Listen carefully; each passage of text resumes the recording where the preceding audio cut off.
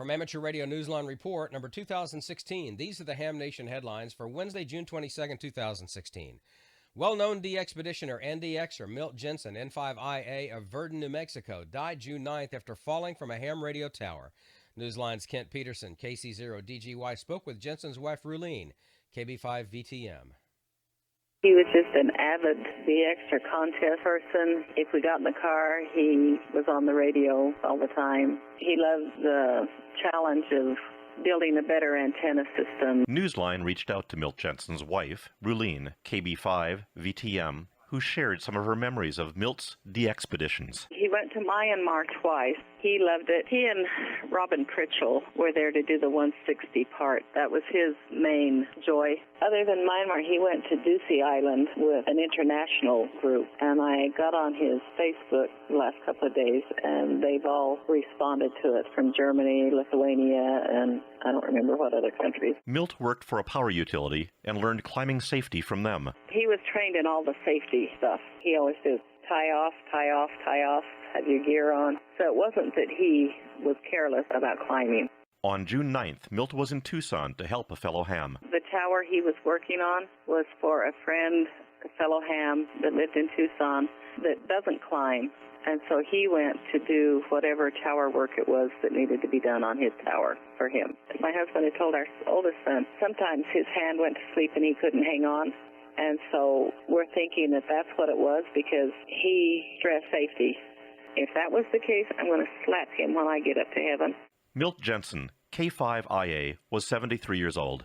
For Amateur Radio Newsline, I'm Kent Peterson, KC0DGY. Our thoughts and prayers go out to all who knew Milt.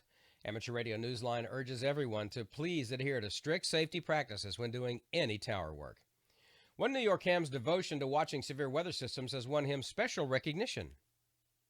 Dave Robinson, N4UAR of Oswego County, New York, isn't exactly a fair weather friend. He's a trained weather spotter in the Skywarn program of the National Weather Service and a member of the county's Radio Amateur Civil Emergency Services. More recently, Dave became an emergency communications honoree, receiving this year's RACI Service Award for his work in Central New York. That work has not just garnered him honors, it has also kept him busy and made him a leader during drills as well as real weather emergencies. Dave was praised at a recent RACI's meeting by radio officer Fred Koch, KA2HPG. Fred said, "Dave is one of the first to show up for RACI's work details. He is a quiet individual who is invaluable to the group as a leader and a mentor." For Amateur Radio Newsline, I'm Heather Emby, KB3TZD.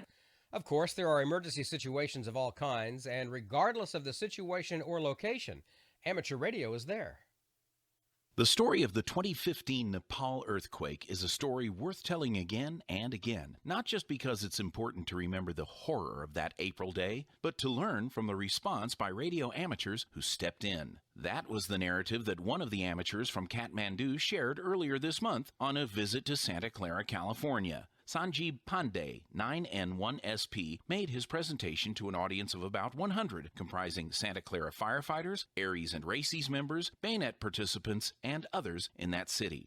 Pandey's visit was arranged to help in fine-tuning earthquake response in this California region, especially since the Kathmandu Valley, where the April 2015 quake occurred, has a pattern of fault lines similar to those beneath this Silicon Valley city. Pandey told his listeners, quote, "The Nepali people have gone through a tremendous ordeal. If our experience can help others in different parts of the world to better prepare for disasters, then this can be regarded as a positive outcome," end quote. For Amateur Radio Newsline, I'm Skeeter Nash, N5ASH.